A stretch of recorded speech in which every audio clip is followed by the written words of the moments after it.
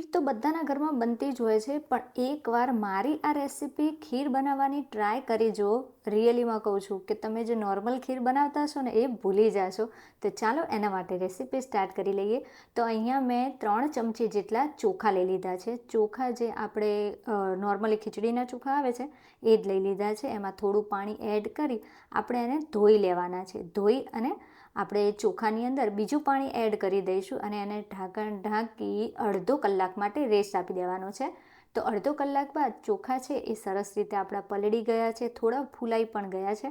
તો અહીંયા 1 લીટર દૂધની સામે મેં અહીંયા 3 ચમચી જે ચોખા લઈ લીધા છે અને એનો દાણો તમે જુઓ કે કેવો સરસ રીતે આપણો દાણો છે એ રેડી થઈ ગયો છે. તો બસ હવે અહીંયા આ ચોખા છે એને આપણે મૂકી દઈશું સાઈડમાં. અને અહીંયા જે મેં સામગ્રી લીધી છે એ જોઈ લઈએ પહેલાં. તો ચોખા છે, કાજુ, બદામ, ઇલાયચી પાવડર, કેસર, કસ્ટર્ડ પાવડર છે, ઘી છે, ખાંડ અને ચારોળી જે એકદમ ઓપ્શનલ છે. તો અહીંયા આ બધાથી આજે આપણે ખીર બનાવવાના છીએ. તો સૌથી પહેલાં એક તપેલીની અંદર અથવા આ રીતના કોઈ પણ બાઉલની અંદર આપણે અડધી ચમચી જેટલું ઘી લઈ લીધું છે. હવે અહીંયા એમ કહેશો કે ઘીનો ટેસ્ટ, પણ રિયલીમાં ખીરમાં ઘીનો ટેસ્ટ એટલો સરસ આવે છે. અને અહીંયા મેં વધારે ઘી નથી લીધું, અડધી જ ચમચી લીધું છે. તો ઘી છે એ સહેજ ગરમ થાય ત્યારબાદ આપણે એમાં જે ચોખા છે એ એડ કરી દેવાના છે. ચોખા પલાળીને રાખ્યા હતા એનું પાણી કાઢી લીધું હતું. ત્યારબાદ એને આપણે ઘીમાં એડ કરી 1 જ મિનિટ માટે સાતળી લેવાના છે. હવે અહીંયા મેં 1 લીટર ગાયનું દૂધ લીધું છે. તમે નોર્મલી જે દૂધ વાપરતા હોય એ દૂધ લઈ શકો છો. હવે અહીંયા આપણે થોડું દૂધ છે એ બચાવી અને રાખી દેવાનું છે. તો હવે આ બાજુ આપણે નીચે જે ચોખા છે એ ચોંટી ગયા હોય ને તપેલીના તળિયે, એ આપણે આ દૂધ સાથે પહેલાં તો સારી રીતે મિક્સ કરી લેવાના છે અને એને આપણે ઉકળવા દઈશું. તો દૂધ છે ઉકળે છે ત્યાં સુધી અહીંયા આપણે એક નાનો બાઉલ લઈ લઈશું. એની અંદર જે 1.5 ચમચી જેટલું મેં કસ્ટર્ડ પાવડર લઈ લીધું છે. વેનીલા ફ્લેવરનો કસ્ટર્ડ પાવડર છે. એમાં જે આપણે દૂધ એક બાજુ રાખ્યું હતું ને એ એડ કરી દેવાનું છે. અહીંયા ખીરને આપણે વધારે ઘાટી નથી કરવાની, એટલા માટે અહીંયા આપણે 1.5 ચમચી જ મેં કસ્ટર્ડ પાવડર લીધો છે. અને વેનીલા ફ્લેવરનો છે એટલે એના લીધે શું થશે, ખીરમાં જે વેનીલા ફ્લેવરનો થોડો ટેસ્ટ આવશે ને એટલો સરસ આવે છે. તો આપણે કસ્ટર્ડ પાવડર છે એને દૂધ સાથે લમ્સ ફ્રી એટલે કે ગાંઠા ન રહે ત્યાં સુધી મિક્સ કરી લેવાનું છે. તો અહીંયા આપણે દૂધ અને કસ્ટર્ડ પાવડર બંને રેડી થઈ ગયું છે. તો એક બાજુ આપણે જે ડ્રાયફ્રૂટ્સ યુઝ કરવાના છીએ, કાજુ અને બદામ, એને આપણે કટ કરી લેવાના છે. જો કોઈને ભૂકો કરવો હોય તો એ પણ કરી શકો છો, પરંતુ અહીંયા શું છે આવી રીતે દાણા જેવા રહેશે ને તો ખૂબ મજા આવશે ખાવાની. તો અહીંયા આપણા કાજુ બદામ છે એ પણ રેડી થઈ ગયા છે. દૂધ પણ હલકું ગરમ થઈ ગયું છે એટલે ઉકળવાની તૈયારીમાં જ છે. તો એમાંથી આપણે 1 થી 1.5 ચમચી જેટલું દૂધ છે એ કેસરના તાતણા છે એની સાથે મિક્સ કરી દેવાનું છે, જેથી ખીરમાં એક અલગ જ કલર આવી જાય. તો અહીંયા આપણું દૂધ છે એને સારી રીતે હલાવતા જઈ અને ઉકળવાની રાહ જોઈ લઈએ.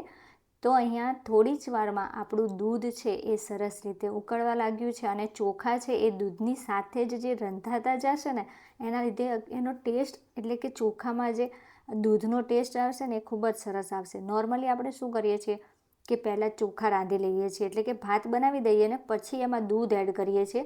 પણ એકવાર આ રીતે ટ્રાય કરજો, ખૂબ મજા આવશે.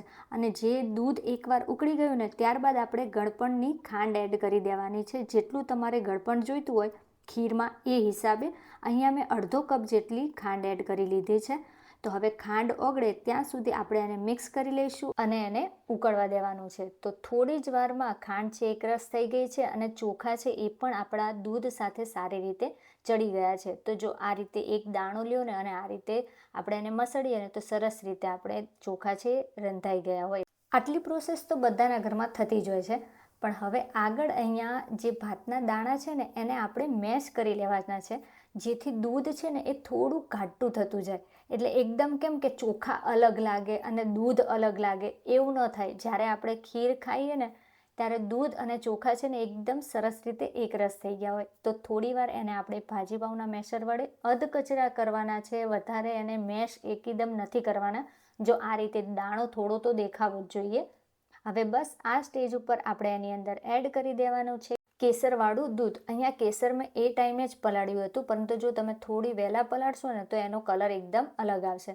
કેસરવાળું દૂધ એડ કર્યા બાદ આપણે જે કસ્ટર્ડ પાવડર રાખ્યો હતો એક બાજુ, એને ફરીથી આપણે દૂધ સાથે સારી રીતે મિક્સ કરી લઈએ, કારણ કે કસ્ટર્ડ પાવડર છે ને એ થોડો નીચે બેસી જાય છે, એટલે કે જામી જાય છે. તો એને ફરીથી ચમચી વડે આ રીતે દૂધ સાથે મિક્સ કરી લેવાનો છે અને થોડો કરતાં જઈ આપણે ખીરની અંદર એડ કરી દઈશું. આ કસ્ટર્ડ પાવડરના લીધે પણ આપણી ખીર છે એ થોડી એકરસ લાગે છે, એટલે કે થોડી ઘાટી થઈ જશે. તો થોડું કરતાં જઈ કસ્ટર્ડ પાવડર એડ કરતા જઈ અને એને ચમચાથી આ રીતે ચલાવતા રહેવાનું છે સતત, જેથી કસ્ટર્ડ પાવડર છે એ જામવા ન લાગે, એટલે કે ગાંઠા ન પડવા લાગે. તો બસ હવે એને આપણે 2 થી 3 મિનિટ સુધી સતત ચલાવતા રહેવાનું છે, જેથી આપણો કસ્ટર્ડ પાવડર છે ને સરસ રીતે દૂધ સાથે મિક્સ થઈ અને પાકી જાય. તો આ રીતે સતત ચલાવતા જવાનું છે અને 2 થી 3 મિનિટ માટે એને ચલાવતા જઈ અને ઉકળવા દેવાનું છે. તો 2 થી 3 મિનિટમાં જ આપણો કસ્ટર્ડ પાવડર છે એ પણ સરસ રીતે પાકી ગયો છે અને દૂધ છે એ પણ થોડું ઘાટું થવા લાગ્યું છે. તો બસ આપણી ખીર રેડી થઈ ગઈ છે. હવે આપણે એની અંદર એડ કરી દઈશું ઇલાયચી પાવડર.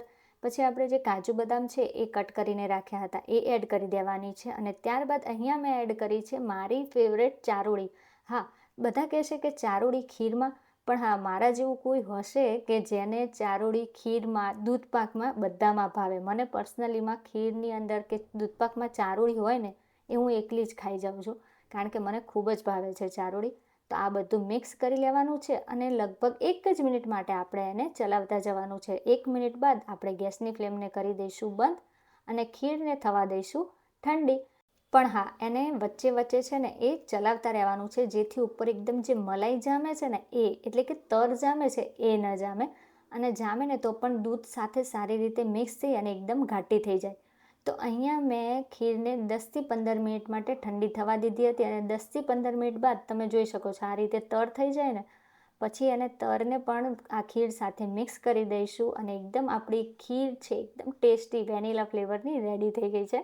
તો હવે આ ખીરને અહીંયા હું પહેલાં સર્વિંગ બાઉલમાં કાઢું છું. હા, પણ તમારે જો થોડી ઠંડી કરીને ખાવી હોય ને તો થોડી વાર માટે એને ફ્રીઝમાં મૂકજો અને પછી ખાજો, ખૂબ ટેસ્ટી લાગશે. ઉપરથી કાજુ બદામની કતરણ, ચારોળી અને અહીંયા કેસર એડ કરી દીધું છે. તો છે ને એકદમ યુનિક ખીરની રેસીપી, એ પણ વેનીલા ફ્લેવરની. તો મોંમાં આવી ગયું ને પાણી, તો તમે પણ બનાવો અને પછી મને કમેન્ટમાં જણાવો કે કેવી લાગી રેસીપી.